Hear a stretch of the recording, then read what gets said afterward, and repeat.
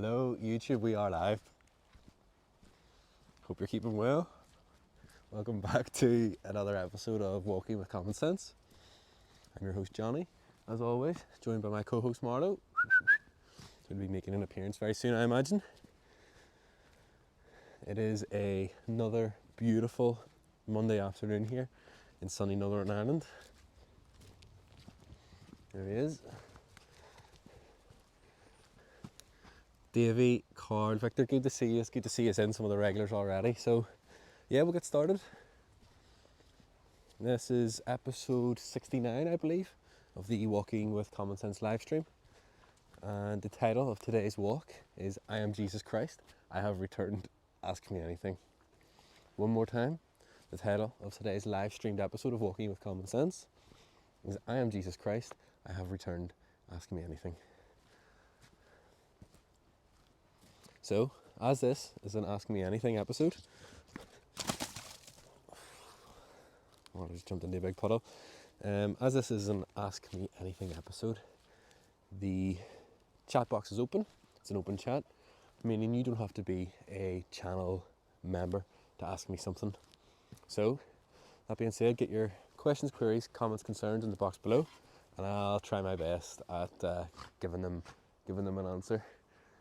You could ask me a super chat. You could send a super chat, just to ensure that I get round to your question, but it's not necessary at all. So, just get it in a regular box, and I should get round to answering it. Okay, 58 people in the box already. I think that could be a joint record for these live streams. It's really good. Good to see so many people already. It must be something I said.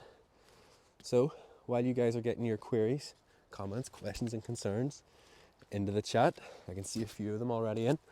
I'm just going to do a quick check on the back end of YouTube to make sure we are in fact live and that everything's running smoothly. Beautiful Monday afternoon here in sunny. Okay, yeah, we are live, brilliant. And as always, for these Ask Me Anythings, I've got my phone up here so I can read the chat in real time, keep me from squinting at my phone. So, I can see a few comments in already. Got one here from Daphne A. Reelman. No, sorry, well, we'll get that in a minute. We've got one here from Concerned Family and Friends 12. For F's sake, Johnny, not another live stream. Your mother's worried sick. P.S. Are you ever not wearing that coat?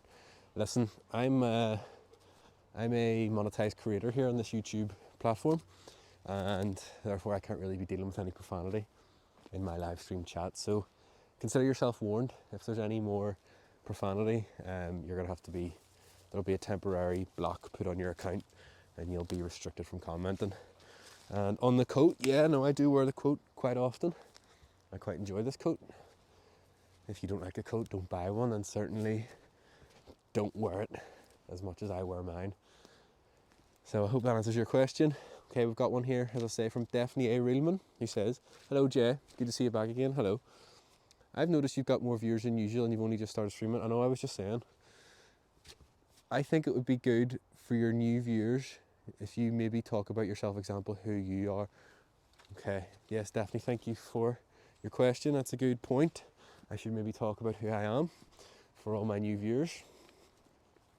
My name is Johnny Sinnott, legally John Sinnott. I am 26 years old and I live in Northern Ireland with my dog. And other than that, I'm a civil servant, and I moonlight as the party leader of Nixby. And that's about it, really. I think I've got that bit of a curse people from this part of the world have, where they struggle to talk about themselves. So, yeah, that's me. Daphne again says, "Civil servant is really vague, lol. Do you enjoy your job?" Yes, I do enjoy my job, Daphne. And civil servant is vague, you're correct. My actual job title is assistant economist. I'm an assistant economist within the civil service. And I very much enjoy my job. It's not particularly difficult. It's well paid, flexible working arrangements. And perhaps the best thing about it is whenever people ask you what you do, you get to tell them you're a government economist. So they immediately assume that you're smart. So the perks of the job. Thank you for your questions, Daphne. Carl with a K says, what is NIXBY? Carl, that's a great question. Thank you for it. NIXBY is the Northern Ireland Common Sense Basic Income Party. And the Northern Ireland Common Sense Basic Income Party is an entity that will appear on the electoral register as a political party that intends to contest assembly elections in Northern Ireland. That's NIXBY. Thank you for your question. Newton Abbey Davy 420 in all caps. He says green or orange, Davy. Some people, eh? Davy, I'm not going to answer your question.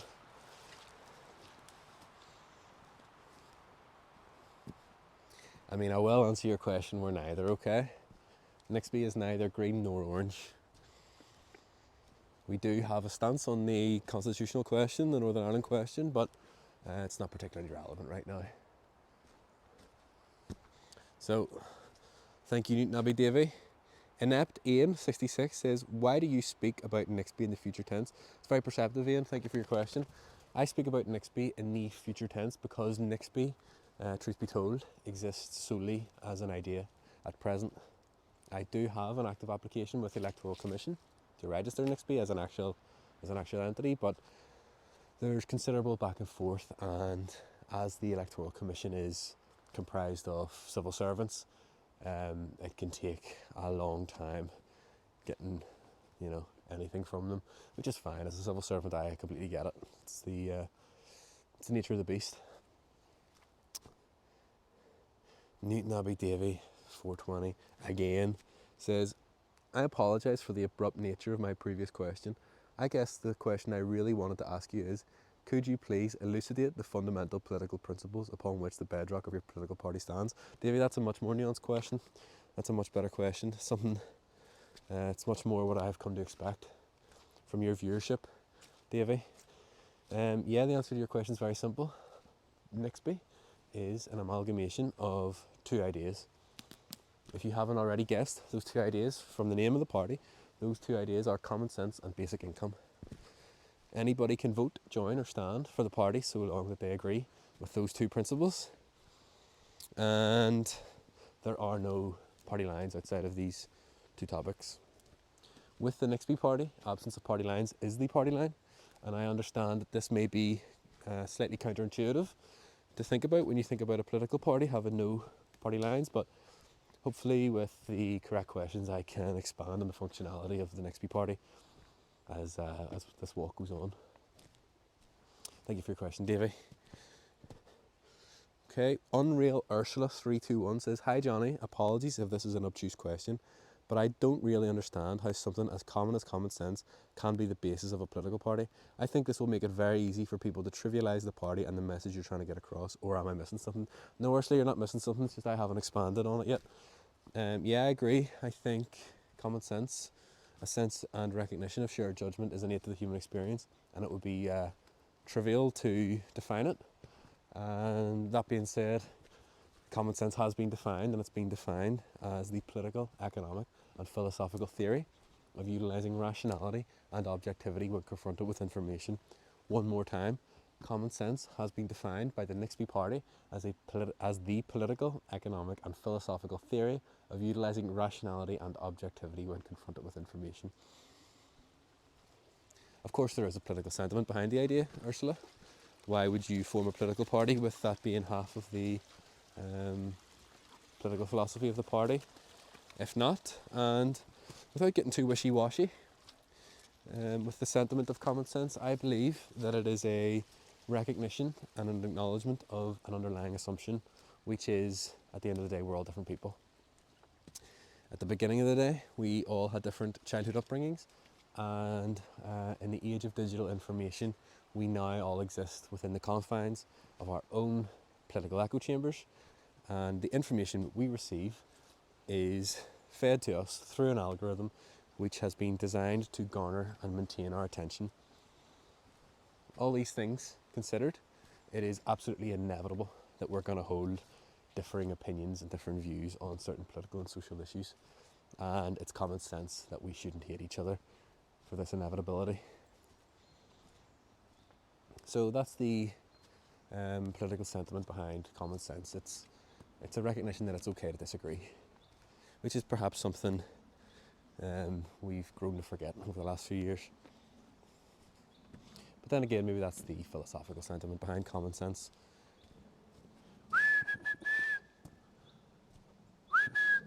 I think when you also consider the wider context of Northern Ireland and the wider context of basic income, common sense sort of allows us and provides a passage for us to find a definitive answer and a peaceful answer to the Northern Ireland question, which I sort of hinted to in my answer to one of Newton Abbey Davies' questions, but as I said, it's not really important right now. I'll not really get into it.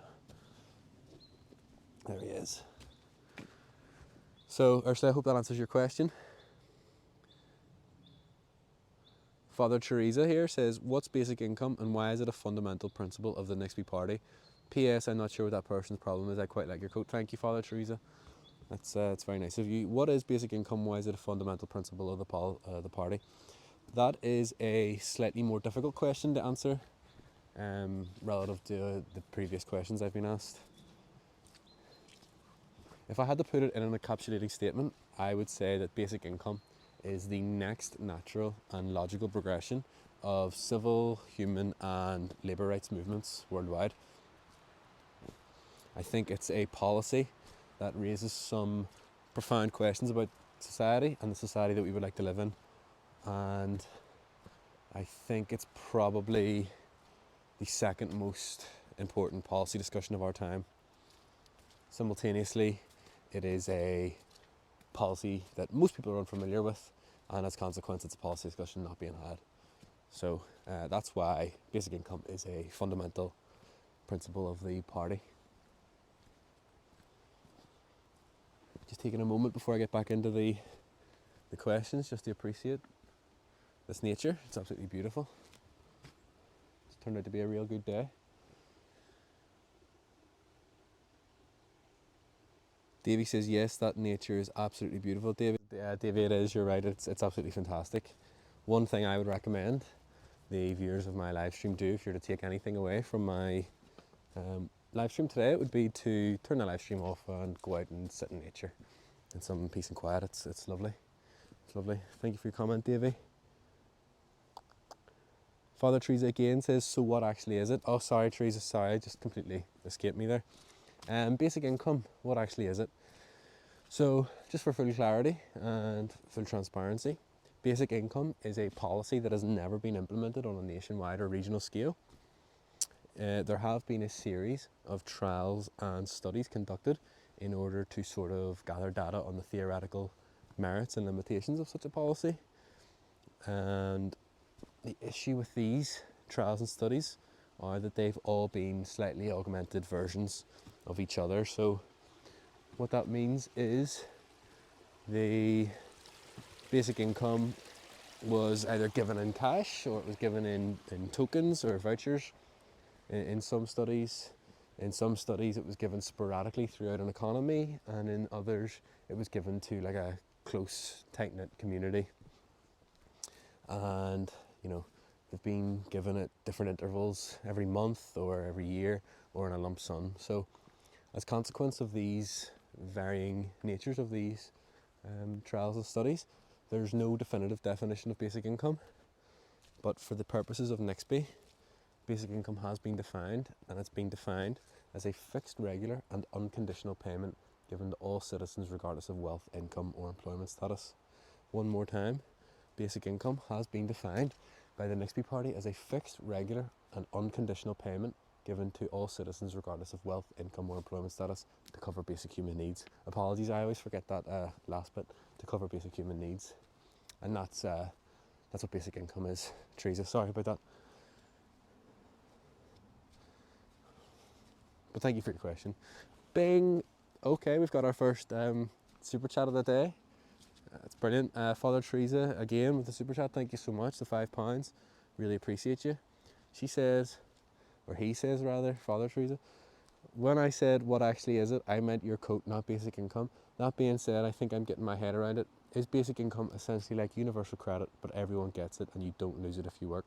Thanks for being so interactive. Enjoy the super chat. It's not much, I know. I'd love to give more, but I'm on universal credit. Teresa, if you're on universal credit, firstly, how are you still alive? And B, you shouldn't be giving money away like that. But I really appreciate your super chat. Thank you. Is it like universal credit, but everybody gets it and you don't lose it if you start to work? Teresa, that's a really good way of putting it. If you're hearing about basic income for the first time on this live stream, that would be a really beneficial way of thinking about it for the first time. It's like universal credit, but everyone gets it and you don't lose it if you start to work. And on the coat, yes. The coat is Carhartt patchwork rework, I think. It's you get them on Depop, they're not particularly expensive. And I've got a few of them. And they're sort of, I think they're made of old jackets. And yeah, as I say, I've got a couple of them. I quite like them. And I quite like them because A, they're fashionable, as you can see. B, they're sustainable. C, they're not particularly expensive. Here's Marna, being an idiot. There he is. And D, perhaps most important, for someone that's out in nature as much as I am, I quite like these coats because the material, see these jagged pointy edges? I quite like this jacket. It's not, knife proof or bulletproof, but the material, it adds a certain amount of protection. So truth be told, that's why I wear this coat so much. So thank you, Teresa, once more for the super chat. I'm not going to answer any more questions about the coat. Let's finish with the coat. But thank you again. Someone saying the stream is laggy. Yeah, there are some black spots in this forest I've found, particularly down this lower end.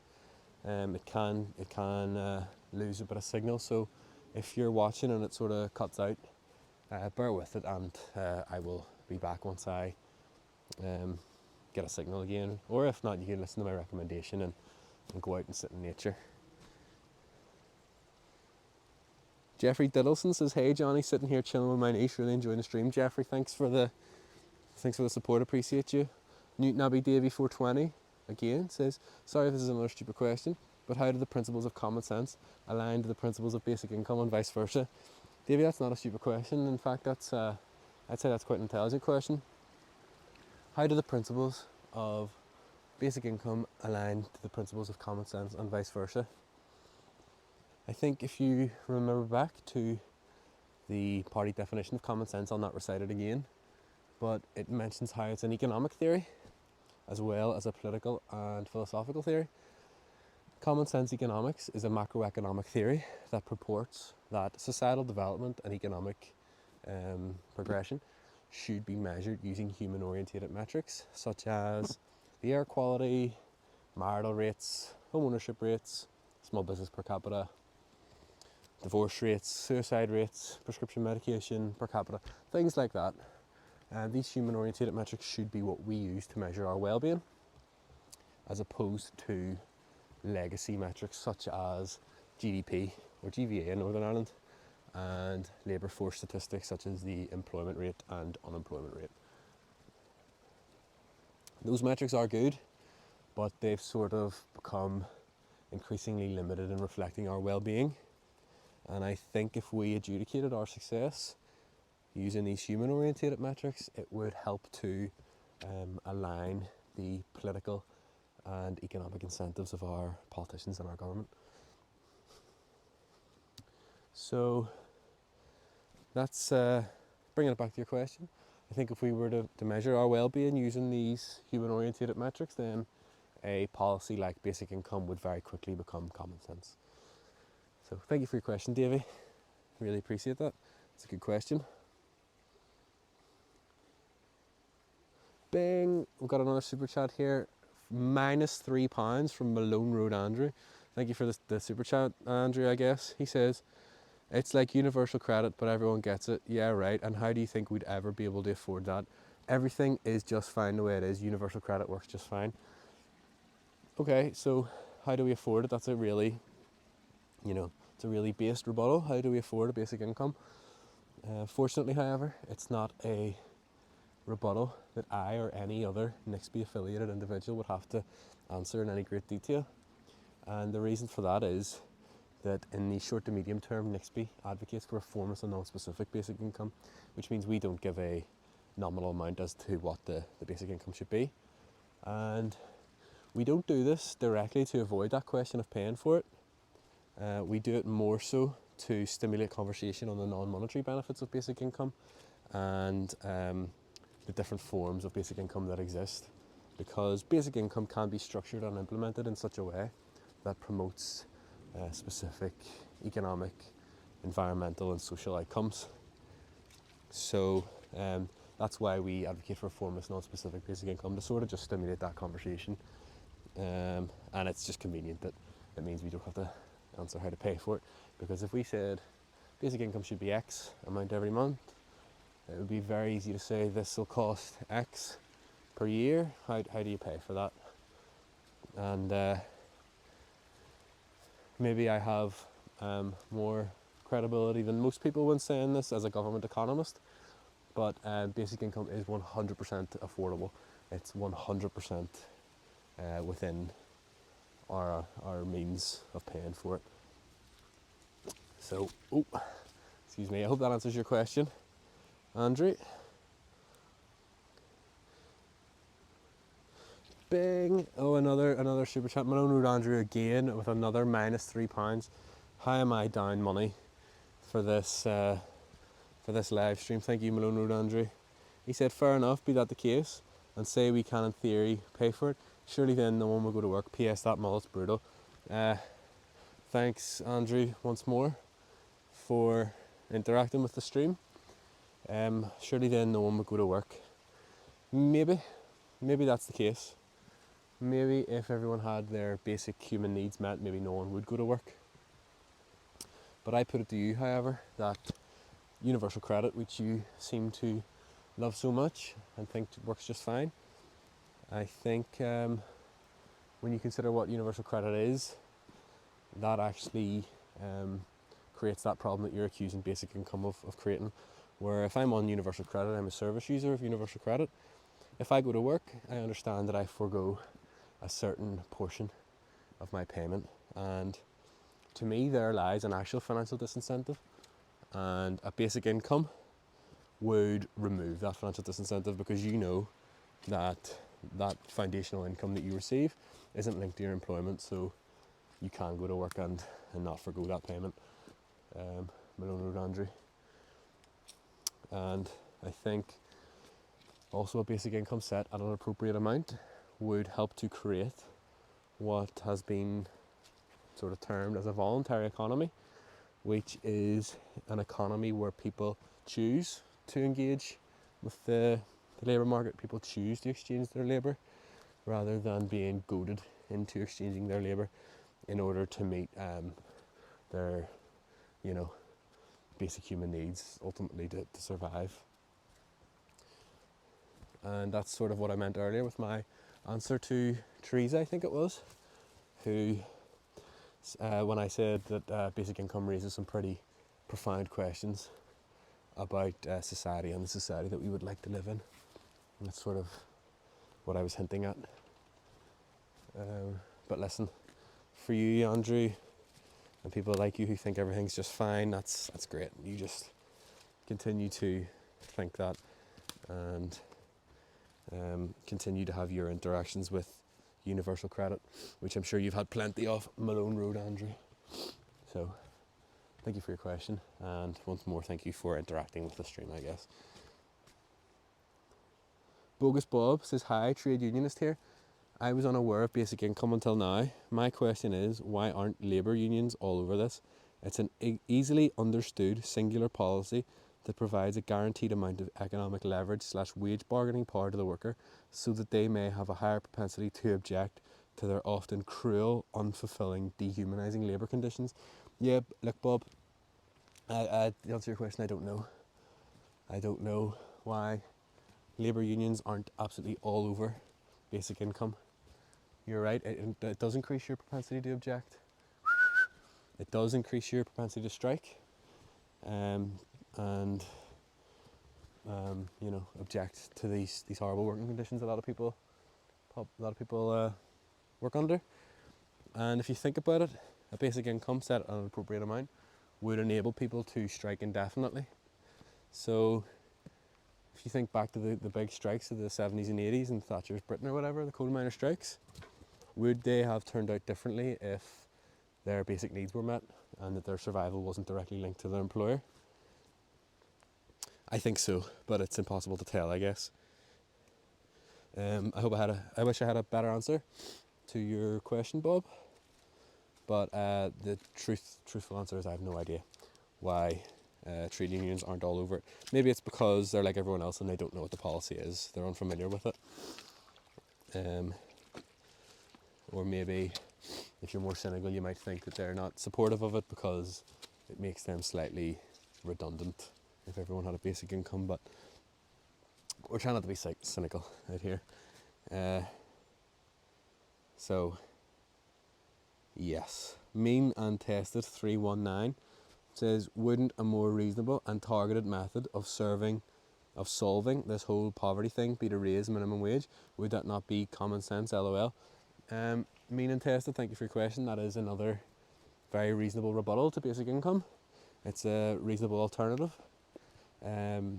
Raising the minimum wage would be a more targeted form of targeting those in poverty, and it's demonstrably possible. The minimum wage increases all the time, so why not advocate for an increase to the minimum wage? I think that is common sense in isolation, but if you consider the wider context of the global economy and the fourth industrial revolution, I think it makes less sense. And by that I mean, if you place that financial burden on the employer to increase the minimum wage, many of those employers, particularly the smaller ones who are already operating at margin, may struggle to pay that increased wage, and as a consequence this would drive automation and the robotic streamlining of processes within businesses to remove humans from the workforce.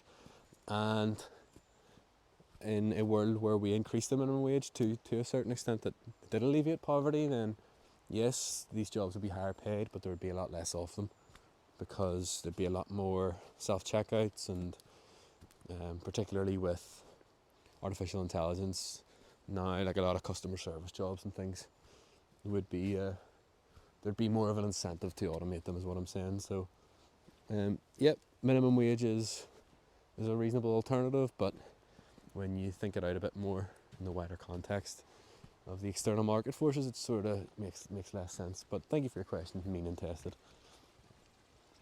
I appreciate you. Let me just get more to the chat here. See more chats in. Okay. Kingmaker 619 says, you mentioned in your epic retort to Malone Road Andrew how Nixby advocates for a formless and non-specific basic income. If you were emperor, how would you implement it and how much would everyone get? Thank you for your question. I can't say that that's something that I've thought about too much, being emperor. I'm only joking. Thought about too much in terms of a nominal amount of a basic income. I don't know how much it would cost to cover basic human needs. I have no idea. Okay, ladies and gentlemen, I think we're back live. Sorry about that, we had some technical difficulties. I think we went through another black spot in the forest. Let me just check. We're back live. Okay, yeah, we seem to be running fine, running smoothly. Okay, getting back to it. I was halfway through answering a question by Kingmaker619 before I got the notification that the live had ended. So the question was again, you mentioned in your epic retort to Malone Road Andrew how Nixby advocates for a formless and non-specific basic income. If you were emperor, how would you implement it and how much would everybody get? Thank you for the question, and I'll answer it once more. I haven't thought too much about a nominal amount as to what the basic income would be every month, but one thing I do think would be cool, however, is if 50% of the basic income or the purchasing power from that basic income, if 50% of it was exclusively redeemable in micro firms, and micro firms are businesses made up of 1 to 9 employees. I think if we were to do that, then we could have some pretty desirable economic and social outcomes. So if 50% of the basic income was exclusively redeemable in these small businesses, then your individual propensity to start that business, to take that risk, is increased because everyone around you has a certain amount of credits that they can only redeem in businesses of your size, and you know that if you undertake the entrepreneurial endeavour and you fail, you'll not starve to death. So it would spur entrepreneurship, and it would also mitigate against monopolisation and competition from larger multinational companies, corporations and businesses, because they're not eligible to receive those credits. And I think if we were to do that, then we could sort of insulate our economy and therefore our society from external economic shocks such as pandemics or war, because our economy would be decentralised and there would be some form of interdependence of small businesses throughout the economy. So I hope that answers your question, Kingmaker619. I think basic income is inevitable in some form, so we should really be talking about these different sort of forms and structures we could implement it in order to achieve these desirable social and economic outcomes. Why not? If it's inevitable, why wouldn't you? So that's also why NXB advocates for a formless, non-specific basic income, to sort of create conversations of that nature. So hopefully that answers your question. Thank you for it.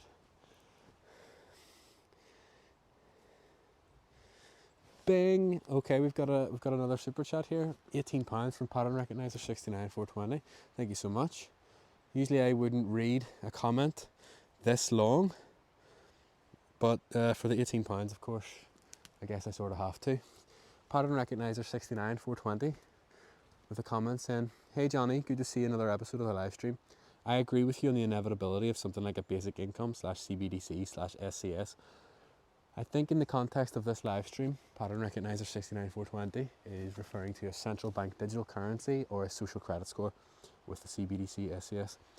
But I disagree with you on your optimism about that fact. This leads me to my question. But first, if you would allow me, I would like to preface my question by saying that this is a very important question, and I believe that the viewers of your live stream should pay important attention to your answer. If they are watching this in a disassociated state, I recommend that for the next couple of minutes that they try and reassociate with their environment in order to appreciate how important the answer to this question is. This sounds really important."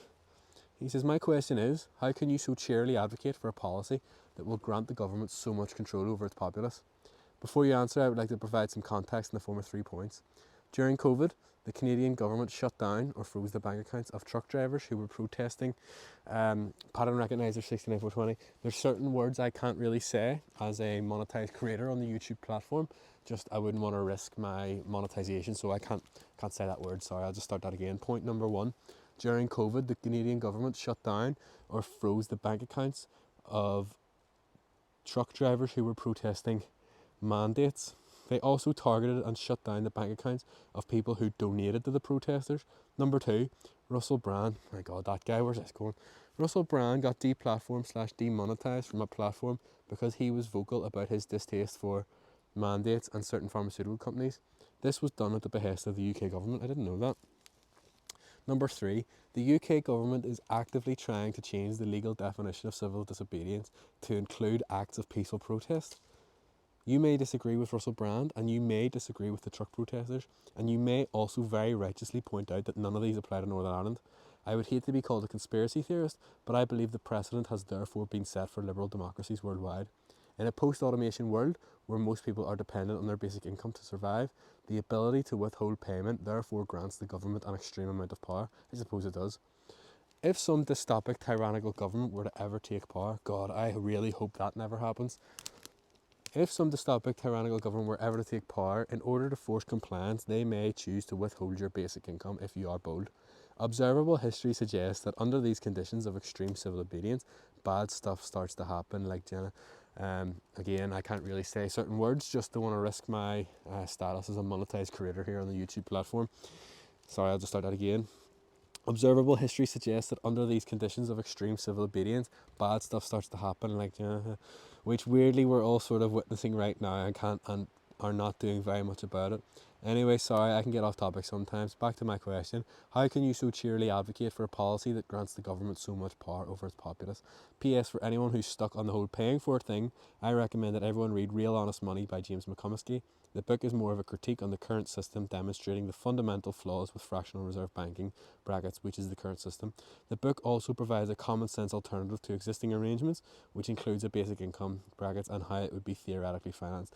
No book is perfect, but I think everyone should read it.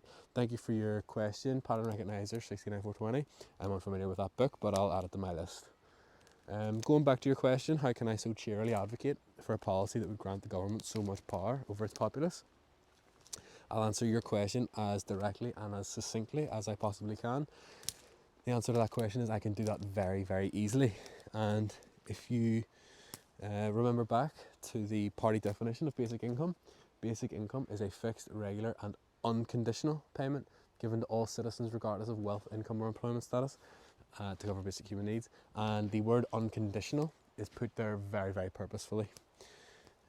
I think, as I mentioned earlier on the truck protesters, not the truck protesters, but the general strikes of the 80s in Thatcher's Britain or whatever, and I said hypothetically, those people could strike and protest for an indefinite period because their survival is not directly linked to their employment status. I think in that reality where there was a basic income back then I think Thatcher's government maybe would have done something to restrict your basic income if you were protesting or on a strike to get you back to work, but it's purely hypothetical. That being said, the unconditionality, the importance of unconditionality is the main reason that I find myself here live streaming in this forest. It is the main reason why I have submitted an application to register Nixby as a political party and put myself in a position to be ridiculed, trivialised and called crazy by the Malone Road Andrews of the world. And it is the main reason that I have there's a very real possibility that I will lose my job as a government economist due to a conflict of interest. And that is, if you're to take anything away from Nixby or anything away from this live stream, then I would ask it to be that basic income is inevitable in some form, and B, it should be unconditional when it is implemented. Under a Nixby basic income, your basic income would be a right and not a favour, and the basic income would be stitched, sewn and carved into the social contract, and it would never be taken away from anybody unless it was taken away from everybody. So that's that on unconditionality. I believe it to be quite important that people are aware, and I hope that answers your question, Pattern Recognizer 69420. So I'll got some more questions in the box here I can see, so I'm just gonna go. We've got a question here from Jenny Side in Palestine. Weird name. Says that Pattern Recognizer guy is crazy. Sorry. That Pattern Recognizer guy is crazy. Sorry. You mentioned earlier in the episode you believe basic income is the second most important policy discussion of our time. What's the other? Yes, I used to think basic income was the policy discussion of our time, but I've since been made aware of another policy discussion which is much more important, and that is the regulation of artificial intelligence and the development of frontier artificial intelligence technology. And I'm not an expert on the subject at all, so I'll not speak too much about it, but worrying about basic income and the consequences of it being implemented in a way that it's not unconditional is like worrying about the cushions when the house is on fire with artificial intelligence. So I think that's number one. It's the number one policy, Jenny. Thank you for your question. I have to get off here very soon just to get Marlo his lunch, and so we roll call here for final questions. Get your final questions, queries, comments, concerns in the box below. I've got one here sort of just to kick off, wrapping up the live stream. It's from Virtual Victor. Virtual Victor says, "Hi Johnny, what other methods do you have to communicate the benefits of basic income to a wider audience?" It's a good question, Victor, thank you. I think basic income is a policy most people are unfamiliar with, and once they're made familiar with it, it's a policy that most people have rebuttals to and they initially reject. I have found over time, with sustained dialogue, that these conversations and these people do eventually think that basic income would be beneficial. And as a consequence, I think one method to get across the benefits of basic income would be podcasting. I do intend to eventually start the Northern Ireland Common Sense Basic Income Party political podcast. And on that podcast, hopefully I'll be able to invite on proponents of basic income like Andrew Yang and Rutger Bregman. And these people can, verbally articulate the benefits of basic income using things like data, which I simply cannot do. Dog. And that would be good, and they can come on the podcast and talk about how they heard about basic income and why they think it would be beneficial. So, and I think it would also be good to talk to people who are opponents of basic income, people who disagree with basic income and think, maybe it's not affordable, or no one will go to work, or the minimum wage would be better. And we can have discussions on what they think the alternatives would be to something like the Fourth Industrial Revolution, for example. And people listening can listen to two people having a civilised discussion and come up with their own conclusions from those. Other methods we have, there is a party website, www.nicsbi, www.nixby.co.uk, and on there's a page on basic income, there's a page on common sense. And other than that, I do have a personal Substack account. If you just search my name on Substack, it is Johnny Sinnott on Substack. You will find some writing I have done on basic income, some writing on Nixby, and you may also find some other nonsense on there, but all the nonsense is behind a paywall, meaning the good stuff on basic income and Nixby is free and readily available. Other than that, communicating the benefits of basic income to a wider audience, donation depending, once the party is established and a regulated entity and we're able to accept donations, if we get enough donations, then I would hopefully eventually give somebody a basic income and document it. So I have a friend who's an artist, and I would love to give him a basic income to see if it affects how much he works in his job, how it affects his art, his propensity to create art, how it shapes his art. And I think it'd be cool to document and publish somewhere like YouTube. But other than that, I think that's it really on communicating the benefits of basic income. I might do another walk on basic income itself and talk more about the pilots and studies that have been conducted and the data that's been collected from those. Some very interesting data points collected. But that's it really. Thank you for your question, Victor. Got a few more questions than I can see here.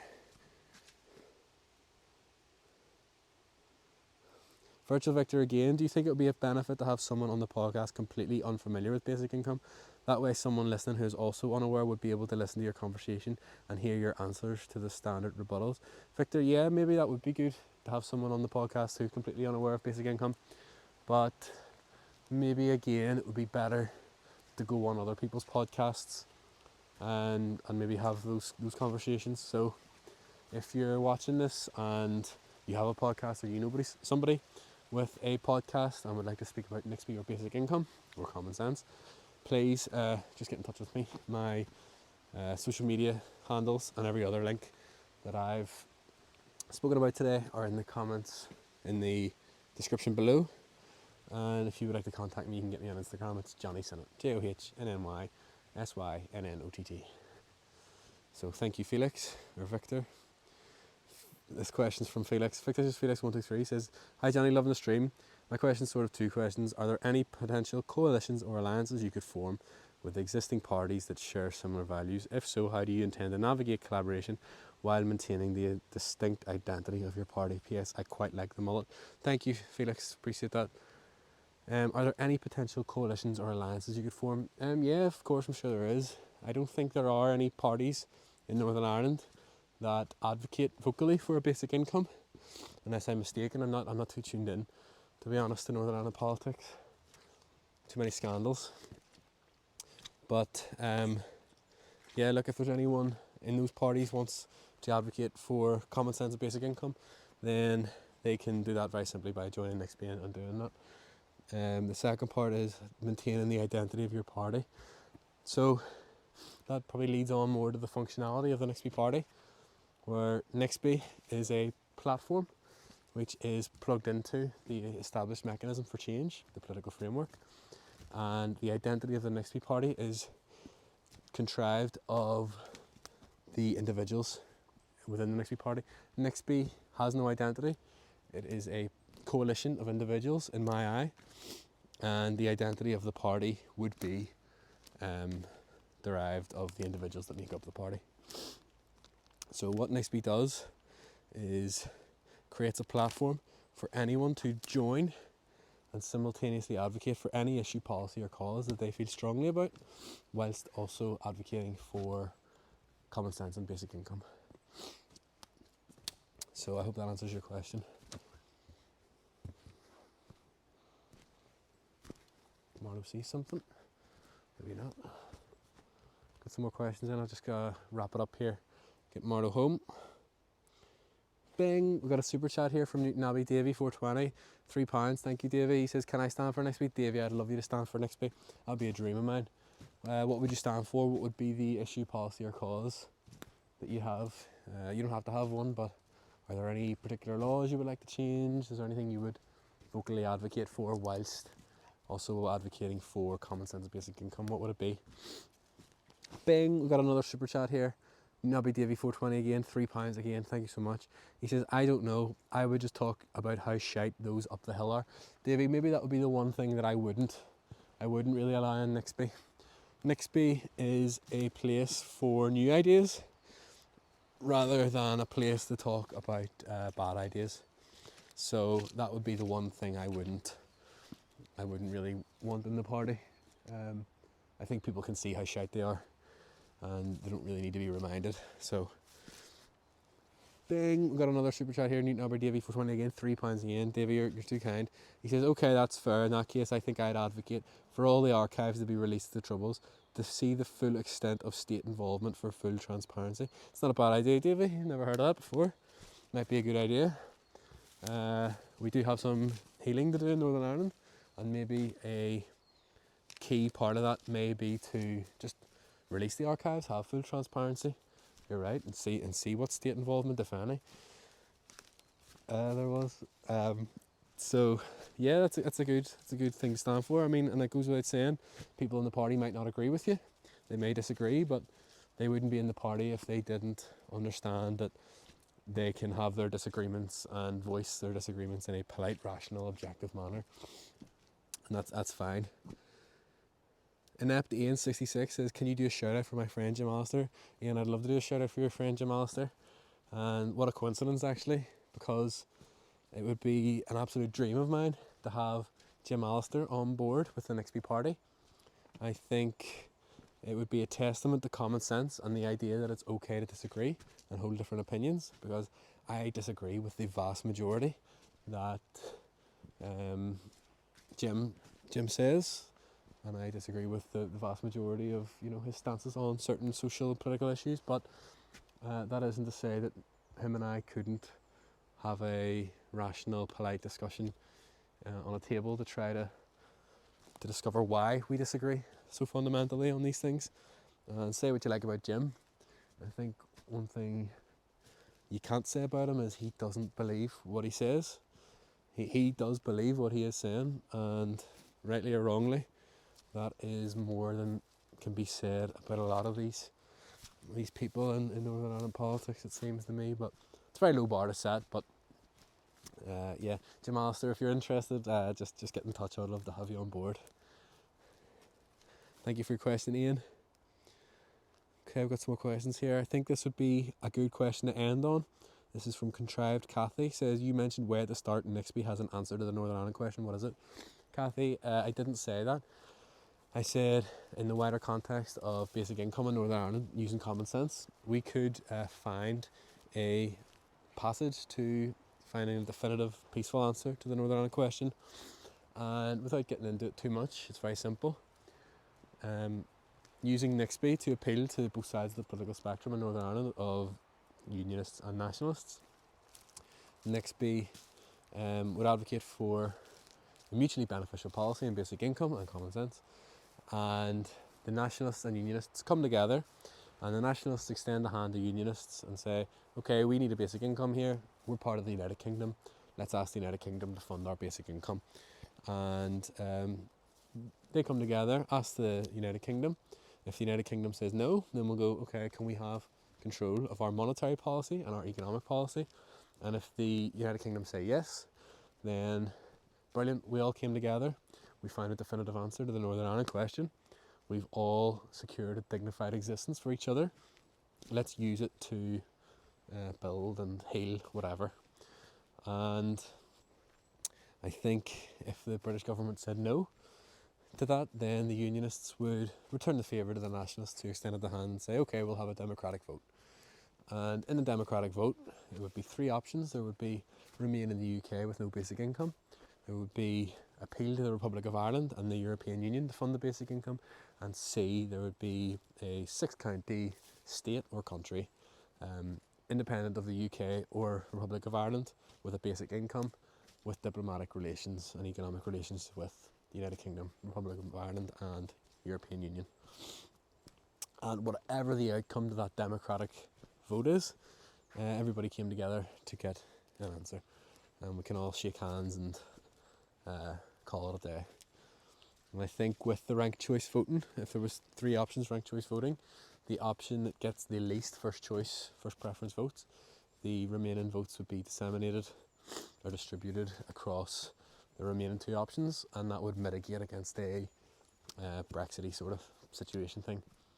So I think it's a nice, peaceful, clear route to an answer. So that's why that's Nixby's common sense approach to the Northern Ireland question, really. Bing, we've got another super chat here. Oh, brilliant. Contrived Kathy again with a super chat, £3. Thank you for it. She says, do you think the people of Northern Ireland would be up for that? I think they're too entrenched in their politics to extend the hand. Kathy, maybe they would be up for it, maybe they wouldn't. And the thing is if we try, then we can say we tried, if they're up for it or not. And I think it's a nice alternative to the answer that's being offered by the incumbent parties, which seems to me, if any sort of answer, it's outpopulate that side and then advocate for or object to a border poll at some point in the future with no clear timelines. And I think doing that will result in violence, unfortunately. I think we're sort of on that trajectory, and I think the Nixby avenue for an answer is nice because it's peaceful and it may stimulate peace beyond our borders. But maybe that's just me, maybe I'm completely delusional and out of touch with reality. But if I am, then I can just say I tried, I guess. And I think that's a good point really to wrap up the show. Ladies and gentlemen, thank you for watching. Welcome with Common Sense. I would just like to leave you with a message of hope, and I would say that radical change is possible.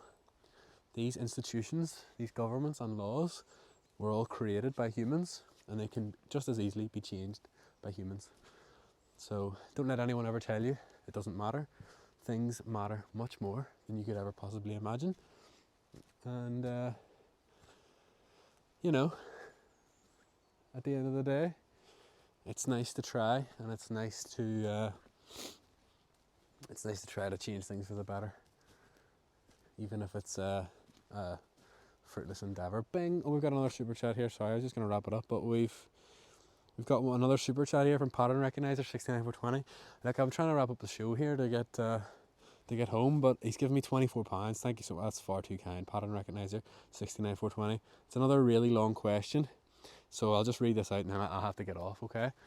He says, first off, whoever said I'm crazy, you may be right, but I, like you, am a reflection of my physical and emotional environment. Also, Johnny, this isn't a question, but if you'll allow me, I've just wanted to say I have no idea how much we had in common. I've watched every single episode of Walking with Common Sense. My God, you've watched 68 episodes of this? That's incredible. Walking with Common Sense, and I had no idea on your stance of basic income or AI safety.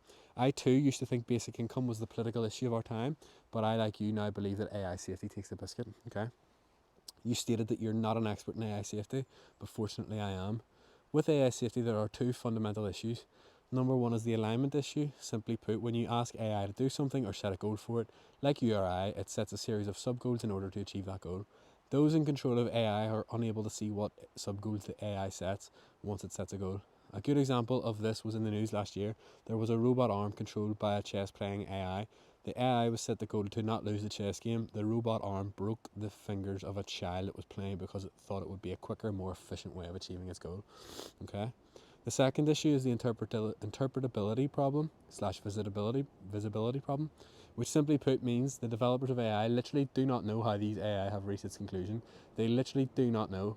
The AI systems have been described as black boxes, meaning that no one knows what goes on inside. If frontier research on AI is able to achieve super intelligence (brackets smarter than humans), then we literally do not know what will happen. It's like us waking up one day and being controlled and told what to do by your co-host Marlo or some other stupid animal. Fair play, he is dumb. Did you see Sam Altman, CEO of OpenAI, said he'd give his product, ChatGPT, a 25% risk of human extinction? That's crazy. Given the trajectory of technology and robotics, I used to wonder why basic income was not being discussed seriously by leaders in tech or politics, but now I think I know why. Call me crazy, call me whatever you want, but I believe that these people know something we don't. I think these leaders are not taking the topic of basic income very seriously because they know there's going to be a lot less of us soon, like within the year. I hope your viewers who are not in a disassociated state take heed and make the necessary precautions, e.g. food and energy preserves. That's very cynical, Pattern Recognizer 69420. Anyway, this final part is quite important. I could go on and keep saying how important this is, but I find it rather tiresome. Could you please aid in my endeavour of getting this message across to your audience by jingling your keys or something? Listen, I think my audience are intelligent enough to recognise when something might be important, so I'm not going to be condescending and jingle my keys at them. The message is, you should all listen to For Humanity, an AI safety podcast, the first episode at least. Good luck, everyone. Thank you, Pattern Recognizer 69420, once again for the super chat. That's a very cynical way to think, but each to their own, I guess. That podcast is For Humanity, an AI safety podcast. I'll have to give it a listen. Thank you for your super chat. Okay, so with that, I think I'm just going to call it a day, everybody.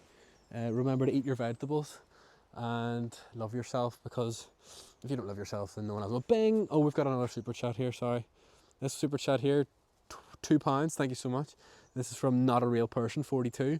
They say, I cannot believe one person has not asked. I am in utter disbelief of having to send a super chat to ask this. What the fuck was that introduction about when you said you're the second coming of Christ? You think you're Jesus Christ? Are you actually fucking mental? Listen, I'm not Jesus Christ. I'm not even religious. I was born a Catholic, and I went to a Catholic primary school and a Catholic secondary school. I do have an interpretation of the Bible as consequence, but I'm not Jesus Christ. I said that to get your attention. Think of it as like a clickbaity thumbnail thing, and if you're watching up to this point, then it's obviously worked. So, no, I'm not Jesus Christ. Are you actually fucking mental? Maybe I am fucking mental.